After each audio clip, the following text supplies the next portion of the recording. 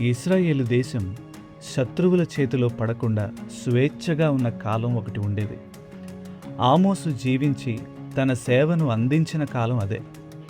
భారం లేదా భారం మోసేవాడు అని అర్థం వచ్చే పేరున్న ఆమోసును చూసి దేవుడితన్ని వాడుకుంటాడని బహుశా ఎవరు ఊహించి ఉండరు. ఆమోసు ధనవంతుడు కాదు, అలాగని పేరున్నవాడు కాదు. అతనొక సగటు కార్మికుడు. అతను తన జీవనాధారం కోసం గొర్రెలు కాసేవాడు. అలాగే అంజూరపు పండ్లు ఏరుకునే చిరుద్యోగం కూడా చేసేవాడు. ఆమోసు బ్రతికి ఉన్న కాలంలో ఆ దేశం ఎంతో సుభిక్షంగా ఉండేది. ధనవంతులు మరింత ధనవంతులుగా మారుతున్నారు. పేదలు నిర్లక్ష్యానికి గురవుతున్నారు. ప్రజలు తమ మీద తాము మాత్రమే ఆధారపడే ఒక ప్రమాదకరమైన స్థితిలోకి జారుకున్నారు. అందుకే దేవుడు వారి దృష్టిని ఆకర్షించి వారిని తన వైపుకు తిప్పుకోవడానికి ఒక సాధారణ రైతును వాడుకున్నాడు.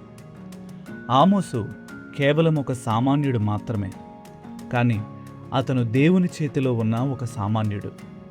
మన జీవితాలకు అసాధారణతను జోడించేది దేవుడు మాత్రమే. దేవుని యొక్క అపారమైన శక్తిని ఆమోసు ఏనాడూ విస్మరించలేదు.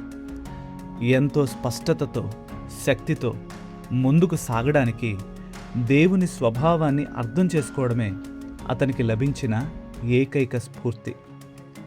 అతను దేవుని అధికారంతో దేవుని సందేశాన్ని ప్రకటించాడు. తనకంటూ ఎలాంటి గుర్తింపు దక్కాలని ఆశించలేదు.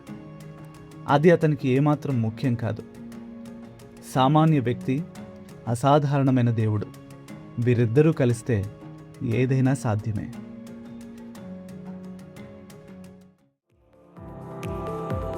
బైబిల్ ఇన్ఫ్లుయెన్సర్స్ అనే సిరీస్ మీకు ఆశీర్వాదకరంగా ఉంటే మా ఈ ప్రయత్నానికి లైక్, షేర్ అండ్ సబ్స్క్రైబ్ చేసి మమ్మల్ని ప్రోత్సహించండి.